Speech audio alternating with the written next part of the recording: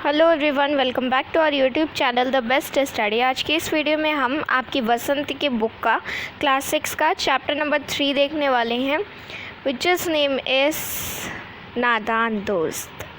हाँ, इसका first part हमने कंप्लीट कर लिया था, तो उसका सेकंड पार्ट हम इस वीडियो में कंप्लीट करेंगे। फर्स्ट पार्ट की वीडियो नहीं देखी है तो वो देख लो, अदरवाइज़ आपको चैप्टर नहीं समझ में आएगा। तो चलिए वीडियो को स्टार्ट करते हैं। तो पार्ट 2 में क्या होता है, गर्मी के दिन थे, बाबूजी दफ्तर गए हुए थे, अम्मा दोनों बच्चों को कमरे में सुलाकर खुद भी सो गई थी। गर्मी के दिन थे तो बाबूजी जो है दफ्तर चले गए थे अपने वहाँ पे पढ़ने लिखने के लिए। तो अम्मा ने क्या किया, अपने इन दोनों बच्चों को सुला के वो खुद भी सो गई। लेकिन बच्चों की आंखों में नींद कहाँ थी आज, कैसे नींद आएगी उन्हें। तो ये टेंशन थी ना कि अंडे कैसे होंगे, किस कलर के होंगे, मतलब वो हमेशा यही सोचते रहते थे। अम्मा जी को बहलाने के लिए दोनों दम रोक के आंखें बंद किए मौके का इंतज़ार कर रहे थे। तो दोनों ने क्या किया, ऐसे नाटक किए जैसे वो सो रहे हैं, और अम्मा जी को ये लगे कि मेरे दोनों बच्चे सो गए। जो ही मालूम हुआ कि अम्मा जी अच्छी तरह से सो गई, दोनों चुपके उठे और बहुत धीरे से दरवाजे की सिटकनी खोलकर, सिटकनी वो कुंडी को बोलते हैं, ठीक है, जैसे कि ऐसे होती है ना, और फिर यहाँ पे वो उसको बोलते हैं सिटकनी, ठीक है। सिटकनी खोलकर बाहर निकल आए। तो जब पता लगा कि अम्मा जी सो गई तो दोनों ने क्या किया, दरवाज़ा खोलकर और बाहर निकल आए। अंडों की हिफाजत की तैयारी होने लगी। हिफाजत की तैयारी करने का मतलब पिछले फर्स्ट पार्ट में हमने एवरीथिंग इज़ क्लियर कर रखा है, वो पढ़ लीजिए, फिर आपको समझ में आ जाएगा, ठीक है। केशव कमरे से एक स्टूल लाया, लेकिन जब उससे काम ना चला तो नहाने की चौकी लाकर स्टूल के नीचे रखी और डरते डरते स्टूल पर चढ़ा। नहाने की चौकी इसको बोलते हैं, ये बनी हुई है ना ये चौकी, यानी कि पाटा जिसको भी बोलते हो, पाटा पटरा जो भी आप बोलते हो वो, ठीक है। तो उसके ऊपर रखा स्टूल और स्टूल पे डरते डरते वो चढ़ गया।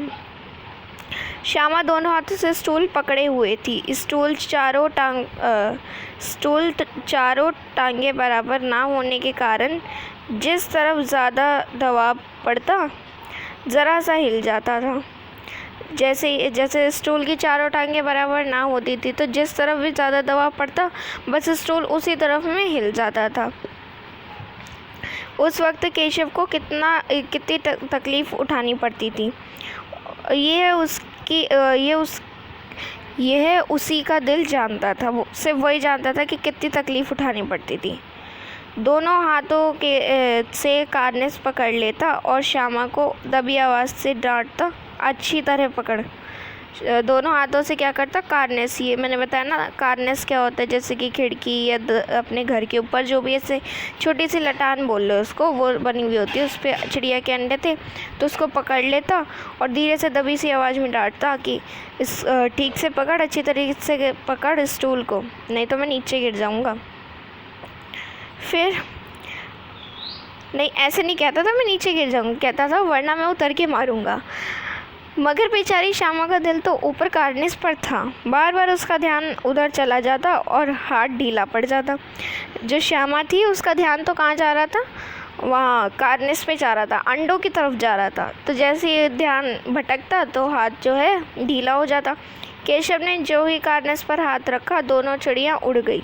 जैसे केशव ने दोनों कार्निस पे हाथ रखा तो चिड़िया डर गई, चिड़ा और चिड़िया दोनों उड़ गए। केशव ने देखा कार्निस पर थोड़े तिनके बिछे हुए हैं और उन पर 3 अंडे पड़े हैं। केशव ने देखा कि 3 अंडे, घोंसले के अंदर 3 अंडे पड़े हुए हैं, ठीक है। तो केशव ने देख के फिर 3 अंडे पड़े हुए हैं। जैसे घोंसले उसने पेड़ों पर देखे थे वैसा कोई घोंसला नहीं है। जैसा घोंसला उसने किसी पेड़ पर देखा होगा ना, वैसा घोंसला नहीं था। श्यामा ने नीचे से पूछा कि बच्चे हैं भैया। श्यामा ने आवाज़ देके पूछा कि बच्चे हैं भैया। तो केशव ने कहा 3 अंडे हैं, अभी बच्चे नहीं निकले। श्यामा, ज़रा हमें दिखा दो भैया कितने बड़े हैं। केशव, दिखा दूंगा, पहले ज़रा चिथड़े ले आ नीचे बिछा दूँ, बेचारे अंडे तिनकों पर पड़े हैं। तिनकों पर मतलब जो वो घासें होती है उनकी ऐसे ऐसे बिछा के, और फिर उसके ऊपर अंडे पड़े हुए हैं। तो उसको केशव को ये अच्छा नहीं लग रहा, तो चिथड़े लाने को बोल रहा है। श्यामा दौड़कर अपनी पुरानी धोती फाड़कर एक टुकड़े ले आई। श्यामा गई और उसने अपनी कोई सी पुरानी एक धोती फाड़ के और उसके टुकड़े ले आई। केशव ने झुककर कपड़ा लिया, उसकी कई तह करके, तह मतलब होता है तय लगाना, कई तय करके उसने एक गद्दी बनाई और उसे तिनकों पर बिछाकर तीनों अंडों को धीरे से उठाकर उस पे, जो भी उसने वो गद्दी बनाई थी उस पे रख दिए। तो क्या हो गया, उससे आसानी हो गई, अंडों को ज़्यादा दिक्कत नहीं होगी। श्यामा ने फिर से कहा, हमको भी दिखा दो भैया। केशव, दिखा दूंगा, पहले ज़रा वह टोकरी तो दे दो, ऊपर छाया कर दूं। श्यामा ने टोकरी नीचे से थमा दी और बोली, अब तुम उतर आओ, मैं भी तो देखूं। केशव ने टोकरी को एक टहनी से टिकाकर कहा, जा दाना और पानी प्याली ले आ, मैं उतरूंगा तो तुझे दिखा दूंगा। तो केशव ने ये श्यामा से कहा। श्यामा प्याली और चावल भी लाई। केशव ने टोकरी के नीचे दोनों चीज़ें रख दी और आहिस्ता से उतर गया। आहिस्ता मतलब होता है धीरे धीरे आराम से उतर गया। श्यामा ने गिड़गिड़ा कर कहा, अब हमको चढ़ा दो भैया। केशव, तू गिर पड़ेगी। श्यामा, नहीं गिरूंगी भैया, तुम नीचे से पकड़े रहना। तो केशव कहता है, ना भैया, कहीं तू गिर पड़ी तो अम्मा जी मेरी चटनी ही कर डालेंगी, कहेंगी कि तूने चढ़ाया ही क्यों। ऐसा क्यों कहेंगी, क्योंकि जब मान लो श्यामा गिर जाएगी तो अम्मा जी को गुस्सा आएगा, तो वो बड़े बच्चे को ही डांटेगी, क्योंकि तू बड़ा भाई है तो ध्यान तुझे रखना पड़ेगा। इसके बाद तो केशव कहता है अपनी छोटी बहन से, क्या करेगी देखकर, अब अंडे बड़े आराम से हैं, जब बच्चे निकलेंगे तो उनको पाल लेंगे हम।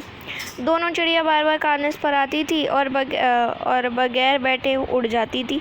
केशव ने सोचा, हम लोगों के डर से नहीं बैठती। स्टूल उठाकर कमरे में रखाया, चौकी जहाँ की थी वहीं रख दिया।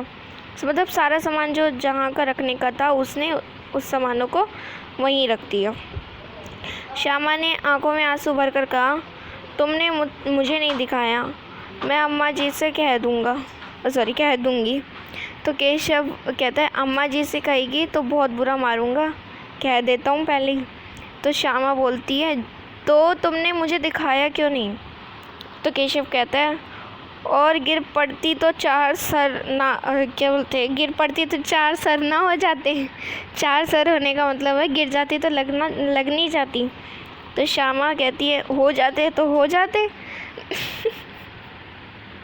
देख लेना, मैं भी कह दूँगी।